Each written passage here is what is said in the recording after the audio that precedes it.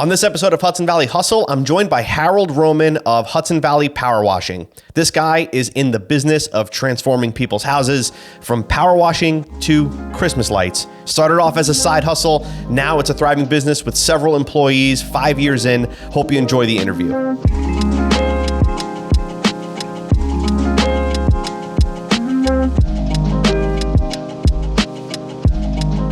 Hudson Valley is thriving. It is. Yeah. Definitely. A lot of people moving up here left and right. Well, I think that had a big thing to do with it too, right? Is that so many people out of the city started finding places up here, and I think COVID really changed it a lot. Actually, our business really got started right before COVID, and during COVID, it just like took off. That's interesting. And the most things that we saw like during the COVID time was the amount of people that were coming in. They were from Brooklyn, Staten Island, Bronx, Queens, and it was like, Jesus Christ, there was a lot of people coming in. Yeah. Where are you originally from? Yonkers. Oh, okay. Yeah, like I grew up, I was born in Puerto Rico, but I grew up in Yonkers most of my adult life. I've only been in the Hudson Valley like 10 years now. Oh, okay. Yeah. What made you come up here from there? Back then, I was working for a company because by trade, I was a truck driver. Like I drove tractor trailers for like 12 years. And the company I was working for was up here in Harriman, New York. So it just made much more sense, instead of commuting from Yonkers up to Harriman, to buy something up here. This was before, real estate was out of whack, when, things were still affordable. Still kind of normal, yeah. Yeah, now it's a little crazy, but. Yeah, absolutely. Yeah, but that's why I moved up here. Gotcha. For a job, basically. So 5 years ago, was the power washing like a side hustle for you originally? That's exactly how it started. It was just as a side hustle. And then when COVID hit, they like stripped everybody of hours and all kind of stuff. And I was like, well, I can't survive. Well, I had based my life based on a certain amount of money that I would make with the company. Mm-hmm. And when they stripped driving, that, you mean? So, yeah, driving. Yeah, gotcha. Yeah. And when they stripped that away from me, I said, well, I got to figure something out, because now I got to make extra money. So originally it just started as cutting grass. It was just, I was trying to cut grass for whoever I could find. And I made some real rinky-dinky, nonsense flyers, like a fifth grader could probably make them. And I just started handing them out. And since I had a pressure washer in my garage, which was a DeWalt pressure washer, I just threw it on the flyer, pressure washer. And we would cut grass, or I would cut grass. At that time, it was just me. And people would ask me about pressure washing. I said, sure. I had a pressure washer in the garage. Let's use it. Yeah. And so that's kind of what, everyone kept asking for pressure washing. It's like, shh. And there was a little more money in pressure washing than there was in cutting grass, at least for when I first started. And that's kind of where it started just going off. And, I got so many clients, the very first year, just doing it as a side gig. And I turned around and I told my wife, I said, I'm going to start a pressure washing company. And we had money in a 401k. And back then, you were able to take money out of your 401k without any penalties because of the pandemic. So right. I just took out as much money as I can out of the 401k, and I opened up an LLC and just bought equipment. And that very same year, I just went full time. Dumped my job, and I said, you know what, I'm going to just try this out. It's win or lose, and that's what I did.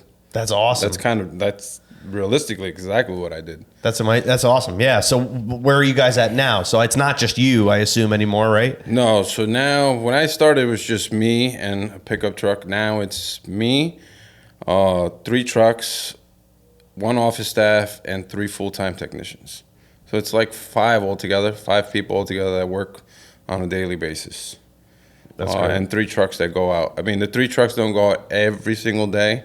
It's hard to keep 3 trucks, especially in power washing, completely busy. But for the most part, they do go out, at some points during the week. Yeah, that's great. That's great. I think power washing in particular, it was interesting when I spoke to you on the phone, because I was like, I got to bring you in, because there's so many power washing side hustles now, right? It's a very popular side hustle. Right.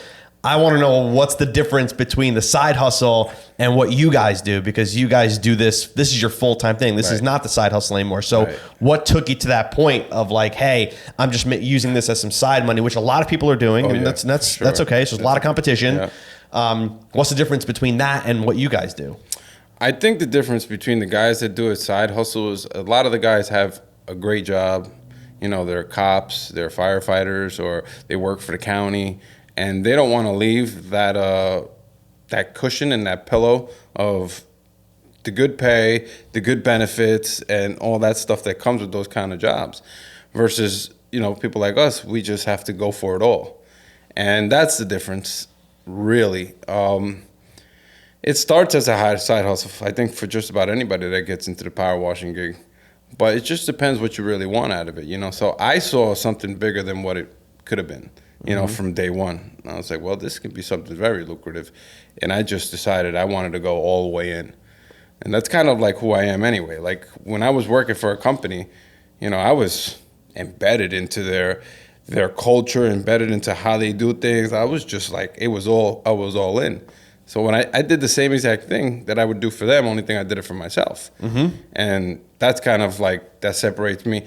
And in power washing, there's only maybe like 2 or 3 at least companies in the area that are full-time big outfits. And is that few, really? It's maybe like, I want to say maybe 3 or 4. Yeah. I mean, because you go anywhere on the side of the road, you see a yard sign that says power washing, call this number, power washing, call this number. Yeah, you'll see those good. I mean, but you guys, I recognize, like I see your logo, I see it on Instagram, I see it around. Yeah, exactly. It's a brand. That was kind of the thing. What I try to separate it was I wanted to make it a brand, something that's recognizable, something that's reputable, and something that, okay, these are the people that do this professionally versus, you know, anybody else that does it on the side. I mean, not knocking anyone that does it on the side. Everybody can make their own money. But I took a different course of action with it only because I wanted to become something different. Yeah. So you originally started getting your customers because you happened to just put power washing on your flyer, which is amazing. Right. Where are the customers coming from now? Now, today, we have a big grasp on the Hudson Valley. Our name, Hudson Valley Power Washing, not for nothing, resonates so far up. That's a Google search, man. It's a Google search, right? It's like you really do dominate the Google search just based on that, because you could put power washing in the Hudson Valley. It could be up in Columbia County, and we're going to get the call. So a lot of our stuff comes from paid ads now. You know, well, we do paid ads because we have to keep people busy. Random Google searches, and a lot of referrals. Yeah. What kind of paid ads are you guys doing? We do Google paid ads and then Facebook paid ads. Gotcha. Right. What's working for you right now? I think the best, Google used to be so good for a long time, but Google has gotten so many bots that just come in and just like really tarnishes the leads, and you're just spending money. Drives the cost up. It drives my cost up, and it's like nonsense leads. So what I have seen over this year, the biggest trend has been Facebook and Instagram. Okay. It has been a big drive into getting good leads. Yeah. I mean, not every lead is a perfect lead, but you know, you got the phones ringing, the emails are coming in, and you know, you're constantly trying to serve a customer. So I think Facebook and Meta has done a good job. That's good, yeah, because I hear a lot about Google. We used to run a lot of paid ads on Google. I stopped actually doing any kind of PPC marketing for companies because, like, I was running into a very similar issue where the costs were skyrocketing and the returns weren't quite there. Right. We always did both. We always did search and social, but yeah, social seems to be still. It's not. You're not getting that. It's hard to get that 15-to-1 that you used to get 10 years ago, but it's still doing pretty well. Yeah. Well, I'd like to try to be in front of where my client is going to be. For me, my avatar client is going to be on their phone, and so that's where I want them to see us there. A lot of times people are just scrolling through Facebook, scrolling through Instagram, and that's where I want to be. There they are. Thank you. Yeah. Like, say that louder for everybody who runs a business in the area. That's where people are spending their time. That's where you got to put yourself. That's where you got to put yourself. All right, you said the word avatar. So which marketer do you follow, and where'd you get that philosophy from? It just comes from years of experience of Okay. working and just trying different things and seeing what works and what doesn't. Okay. My avatar client's usually someone that's already 30 to 50 years of age. Yep. You know, has a household income of between $60,000 to $100,000, Mm-hmm. and they're homeowners. You know, and they want to keep their place looking pristine, and we market to those specific clients. I love it. Yeah. Obviously, some markets we market to other clients with a little different demographic, like if we push in towards Westchester County or Sure. something like that. These are markets that have a little more affluent, where there's a little more money that they're more willing to spend a little more money. So Right. you market just a little tad different. But that's my avatar client is your homeowner, your married couple that's looking to just upkeep their property. Yeah, I love it. Yeah, no, I feel like, I think that what you're talking about right now is a big difference between somebody that kind of has it as a side thing versus somebody that makes it a full-time thing. Right.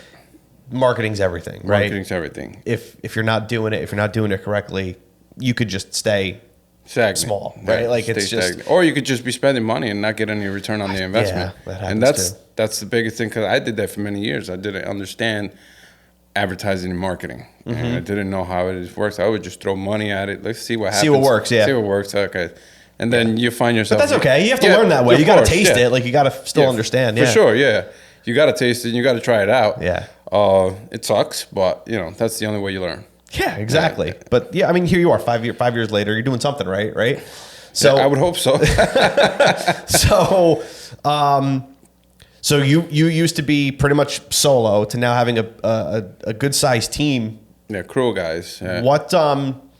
What'd you learn going into that? Because I know a lot of business owners usually start off as that solopreneur, kind of doing everything themselves, and it's really hard to take that leap to let go of that control. I just had a conversation with somebody last week that had a very difficult time giving away control, but once they did, the world just kind of opened up and things just started to grow. How was that transition for you? I was the same. I think all entrepreneurs, when they start, they all have that mentality. And I speak to a lot of people now, like within my industry, and not even within my industry, sometimes just like outside of my industry, that we talk back and forth, and they ask me the same exact question, like, how did you do that? And the thing is that I listened to somebody a long time ago, I can't remember who it was, and he said 95% of the time, there will always be someone that could do the job that you're doing much better. So when I took the chance to hire my first technician and office staff, my office person does the job as an admin 700 times better than I did. Because when I would run it, it's just, a quick text, email, here's your quote, here you go, okay, we could fit it in.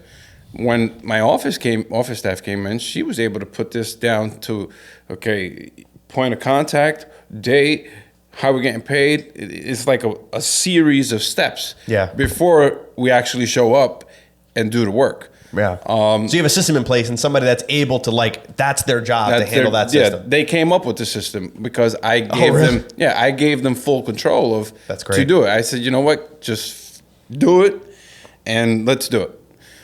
So I think almost all entrepreneurs don't want to let go of that, but once you start letting go of it, it's awesome. I have a guy right now that's been with me for 3 years, and he doesn't even want me to touch the gun. We're on a commercial job the other day, and I grabbed the gun, and I'm like, he said, please, just delegate work, just stand by over there. Okay. How'd that make you feel? Good, because now I know I have a team that, Right. you know what, they know how to do the work, they know what I expect from them, and they just want to get it done. Yeah, that's great. So, That's got to feel good, man. That's got to feel of really course. good. And my guys, they're really good. I could just turn around and just leave them on a commercial job, go do a couple runarounds, come back, and I know that the work is going to get done. So what are you doing nowadays then? If you're not allowed to touch the gun anymore, what are you doing? I'm an overpriced chauffeur. That's what I call myself. Okay. So since I run a big box truck and I run a big trailer. The big trailer, none of my guys can really handle it. The box truck, they can. And then the smaller unit, they can. But when I have to bring out the trailer, I have to run it around because they're not comfortable backing it up or they're not comfortable pulling it. Gotcha. So for those cases, I have to come out. Or for slower days where I don't need everyone, I come out with 2 guys and I'll bring a box truck out. So that's basically the gist of my job these days. It's just I show up with them. They do most of the work. I'll make sure everything's okay. We wrap up, we go. I help them out. Obviously, I don't stand around twiddle my thumbs. Sure. I'm not really one of those guys. But I'm working in phases to actually step away from the field work. Okay. So the ultimate goal is to obviously get the guys trained fully to the point where I don't have to be there every day, or Okay. I don't have to pull a truck out every day, or I don't have to be at the properties every day. I can just delegate the work to them, and then I can focus on sales or whatever else the business needs. Yeah. So where do you see yourself in the next few years? Like personally, what do you see yourself doing? In the next few years, I think I'm going to be focusing most on sales. Okay. Yeah, I think Like actually physically, like one-to-one type sales, or like one-on-one type sales and closing bigger jobs, and, Okay. and being in more events where I can put the business in front of, and focusing on not so much the day-to-day work of it, Okay. but just focusing more on how can we push the agenda more. Who can we get in front of? Who needs to know that we offer this service? Things like that. That's what I'm trying to push towards. Get away from being in the truck and just do work that I know that's going to be beneficial for the business, but that no one else can do except for me at the moment. Exactly. Right. Yeah, that's a tough spot that a lot of business owners, I think, are in, especially the ones that start off as that solopreneur. Right. They have to just be there physically every day, Which and is time consuming. It's time consuming, and it becomes a prison at that Yeah, point, right? yeah. Like it's just a very expensive job that you have. Yeah, and it's also it hinders your growth. Like it also depends on what you want, right? Because not everybody wants that big company with 5 or 10 guys running and 5 trucks, because that's a big responsibility. Sure. It's expensive too, right? So not everybody wants that.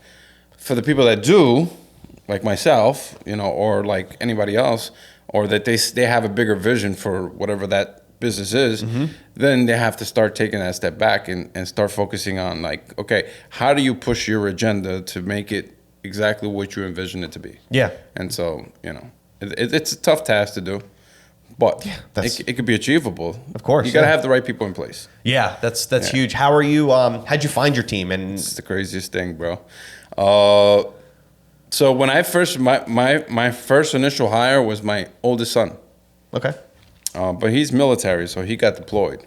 Okay. And I've hired 3 of his friends. One of them has become my best employee. And the other 2 have become great employees also. And that's where I found them. I just found them through them having a relationship with my son, them knowing who I am. And I would just ask them, hey, you're looking for a job? Okay. I need somebody to fill in. There's a spot that I would like for you to come. And they would come on board. And that's exactly how I found all 3 of my guys.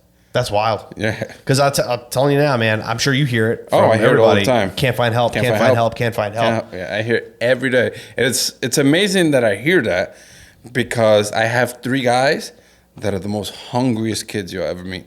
Like they're just anytime, any day, they're there.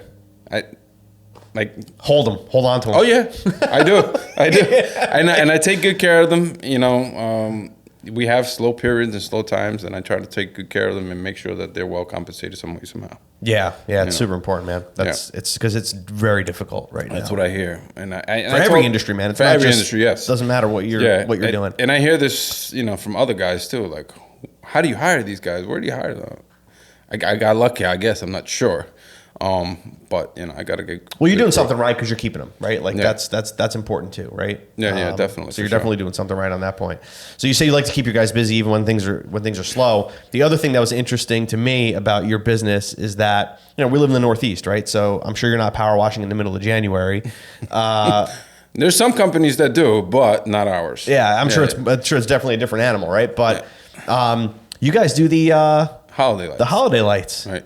How did you get into that? And like, what's the deal with that? So holiday lights came across as, for years we would run, right? We'd run, spring all the way up until like mid-November, late November, if the weather permitted.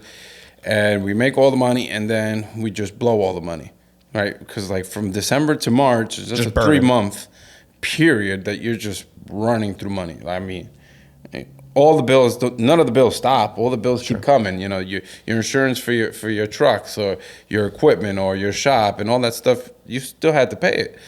So for a while, a friend in the industry told me, hey, you should look into Christmas lighting. And I kept hearing it. So I was like, you know what? So we made the decision 2 years ago to try it. And we took some training. And you went to Christmas light training? Yeah, there's actually a training for it. There's actually a whole industry behind it. It's crazy. Like the industry, like this is the industry that's not so well known, but once it starts to get exposed, it's ginormous. That's amazing. It's interesting to me. I mean, it's just fascinating to me. It's crazy. So we took the training and we figured out how we could do it and we started marketing it. And we saw that there was a demand for it. Not as high as the demand for power washing, but there is still a good demand where we can still make some good money going into the winter cold months. Yeah. And instead of burning through money, we would have a little extra reserve. Right. And you could keep guys a little busier for a much longer period of time. So now you could keep them busy all the way through December, and then in January, they could keep coming back out to start taking the lights down, because not only do we install it and we take it down. Mm-hmm. So it's like a full service. And that how it came about was not out of desperation, but just out of a way to figure out what more can we tack on to what we already do, so that way we can become whole at least 11 months out of the year. Right. Versus, you know, we're only whole for 9 to 10 months, and then 2 to 3 months we're just really, you know, skating by because we're just burning reserve money. Yeah. So it was just a way to add something that kept us, you know, financially intact. Yeah, sure. And it's funny to me because it's such a different thing to what you do. Like, I would think maybe interior cleaning or something related to what you guys do, but it's such a different thing, but it's awesome. It's such a fun gig too. I was going to say, it's got to be like really fun. It's so much fun. I mean, when you start installing it and you get the people on board and they're excited and we're excited and we're getting them up there, and then the lights go on at the end of install, and everything's just illuminated. It looks so beautiful. Do you guys do like this grand reveal? Like you guys usually do it at the end of the day when the lights go on? No, we're usually on the job long enough that we want to get done and get out of there. Yeah. It depends on the job. Some jobs, you know, they're a little easier to get done. Some jobs are a little tougher, especially when you're working off a roof or you're working off a ladder, whatever the case may be. But we're just happy to get it done. But we do love to see the face of the client afterwards, you know, the pictures and all the stuff they send to us, or the drive by. Like I'll drive by at the middle of the night and go look at some of the houses, how they look at night, because we're installing during the day, right? So we don't really get to see them at night unless we're going to go do a drive by. So like last year, you know, 9 o'clock at night, I would tell my wife, and like, yo, listen, I'm going to go take some pictures and videos of homes. Yeah. And I just drive by looking at some of the properties we did and be like, wow, they look so good. That's all. That's so cool, man. It's a fun service. It's a peculiar service, but it's a very good service. As an add-on, as a tack-on to the business that we already have, right? It's great. No, that's just smart business, man. Like, because if you're not doing the power washing, I mean, it's why do nothing? If you're a solo guy, it works. You know, you could just run 8-9 months out of the year. Keep your money and you'll be okay. You have one truck, your truck is probably in the garage, and you're fine.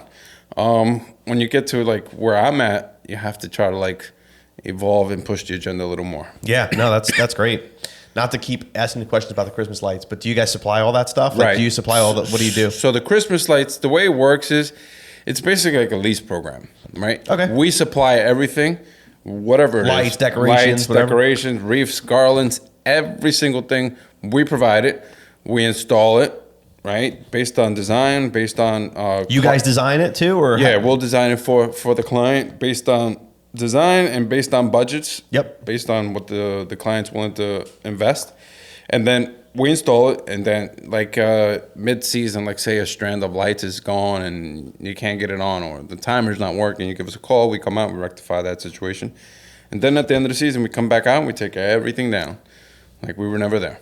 So you have a storage facility for all this stuff? Right. So I have a warehouse where I have 2 big walls that's all for just holiday lights. That's so 2 big walls, and then a small office in the back that's just all for holiday lights. That's great. And my warehouse fits about 2 trucks. Perfect. So 2 trucks go in there, 1 truck stays outside, and then all the side walls are just basically for holiday lights. That's cool, man. So it's ample space for today.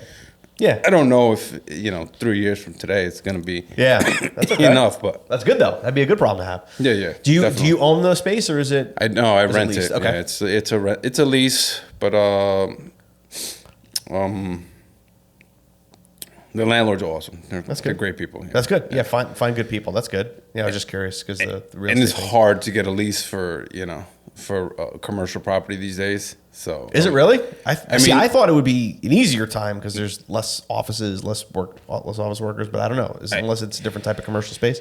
You probably may find it, but it's just like so expensive. Really? Yeah, so expensive. Okay. Yeah, I kind of lucked out with that place, but that's good. So you see opportunities and you grab them, whether it's got to. employees or business models or real estate, whatever it is. Yeah, which is the craziest thing in the world. If you would ask me about 7 years ago if I'd do good in business, I'd probably tell you no. Yeah. I'm like, no. I'm sure if I said you'll probably be putting Christmas lights up on people's houses, you'd be like, you're out of your mind. Yeah. If you would ask me that 3 years ago, I would say, right? No. Yeah. That's really cool, man. I love that. So, not to flip flop and go back to the power washing, but like, is there a better time of year to get your house done? I'm just curious personally. There's not a better time of year. I think clients think there is a better time of year. I do know the busiest time of the year where we get the most amount of clients. When is that? It's springtime. Yeah. You have prom going on. You have graduations going on. You have Mother's Day, Father's Day coming, all that stuff. Everybody wants to tidy everything up and get it clean. And then in the fall, you have another rush because everyone's getting ready for people coming over the house and yada, yada, yada. So those 2 periods, but springtime is probably the most busiest time of the year. Mm-hmm. But there's no really right or wrong. You said you do it into November, right? Like, depending on the weather, I assume? Well, New York these days, New York doesn't even get cold until December sometimes. Yeah, So, this year alone, this was the first year since I've been in business that we were actually working in January and February, power washing.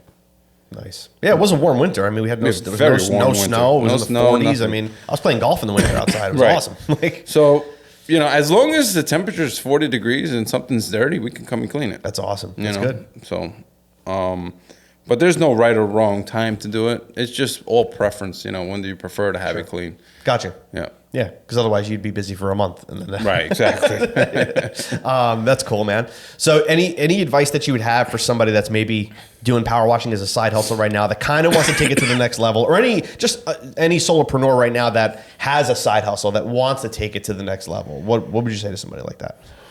I would say it just depends on what you want out of it. But if you really want something out of it, anything that you want could be achieved. Like, if you get into the mindset that you could only do but so much, you hold yourself stagnant. Don't get yourself into that kind of mindset. Dream big. Mm-hmm. If you dream big, you could make it big. I don't mean that I'm huge, but I know from where I came from to where I'm at today, it's like leaps and bounds. Sure. And the only thing I did was just believe in myself. That's all I did. I didn't do anything different than anybody else could do. I tell guys this all the time. Believe me, if I can do this, like if I'm able to achieve anyone could do it. Mm-hmm. And it's all about just believing in yourself, having a little confidence, and really going for it. Whatever it is that you want, whether it be landscaping, whether it be power washing, whether it be pool repairs, anything. And there's a market for anything. There's literally a market out there for just about anything that you want. So you just got to believe in yourself, and if you want something really good, just go for it. Yeah, and you got to be good too. You have to be good enough, of course, right? Because one of my biggest issues with the service-based industries, especially like the smaller and even the bigger ones too. It doesn't matter really who it is. It's the service industry as a whole. Is just reliability, communication, things like that. That should just be like a given, right? Oh, man. It's not a given for everybody, which drives me nuts, man. I was just telling you, I'm dealing with like oil company that's supposed to call, they don't call, they just show up. It's like, it doesn't take a lot to succeed these days, man. It doesn't take a lot, and that's kind of like why I have an office staff, because I don't want to be the guy that is trying to get a lead while I'm washing a house, and I'm trying to wash a house, but I'm trying to get the lead, and so I try to eliminate myself from that for those reasons. So we could give the client that calls us a professional experience from the moment that they call us or they reach out to us all the way to the very end, which would be when we actually do the service. And in between that time period, they're getting an email, a text, an email, a text, a follow-up, a text before, a text on the way. All of our systems, all of our employees have a system where they can go in, let the client know we're on the way. They get a text that, hey, we're 25 minutes away. Yeah. The night before, they get an email and they get a text. Hey, you have an appointment scheduled at such time with, this is your technician that's going to be showing up. So yeah, skill level is definitely there, and communication is extremely. Yeah, absolutely. And man. I get it all the time too, because I have landscaper that doesn't ever tell me when he's going to show up. Doesn't even give me a bill. I have to chase him down for a bill.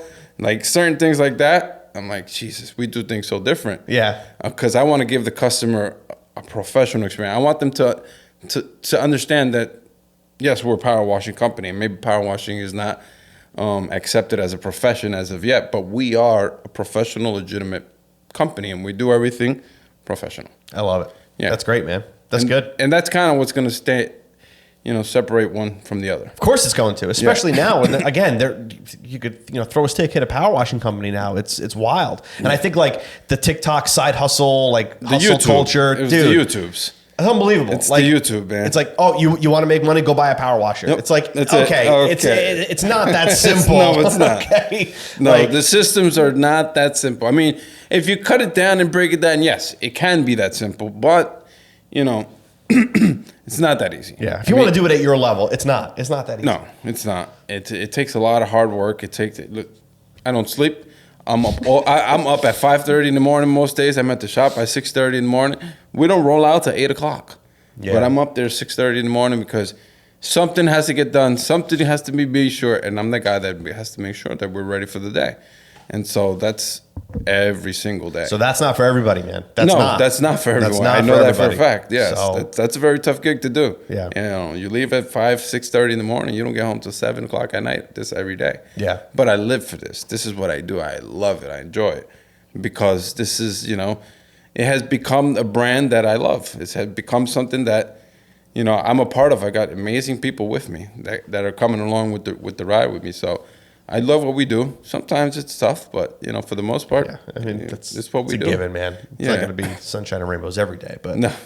But if you're crushing it, man. Good for you. Yeah, I'm trying. But it's not just me. It's me and the group of everybody. people that Yeah. with us. Yeah, It's awesome, man. it's all of us. It's a collective effort from the office staff all the way down to all of us at the end. That's great, man. Love it. So where can people get in touch with you, whether for power washing, Christmas lights? How do people get a hold of you if they want to get a quote or something? We're the easiest people to find, man. You'll find us all over the internet. I mean, we're on Facebook, TikTok, Instagram. You could go on Google. We have 300 plus Google reviews on there where, that builds our reputation. You go HudsonValleyPowerWashing.com. You can contact us, 845-413-9248. There's so many ways to find us. Love it. And for Christmas lights, same thing? You just go to the same thing? the same All right, thing. cool. It all goes right into the same Perfect. office staff. They all get everything, and then we work with the potential client with whether it be power washing or Christmas lights. Right now, Christmas lights is the biggest thing going Starting on. to get busy. So right now we're getting busy with the Christmas lights and hopefully start hanging lights November 1st. Love it. Yep.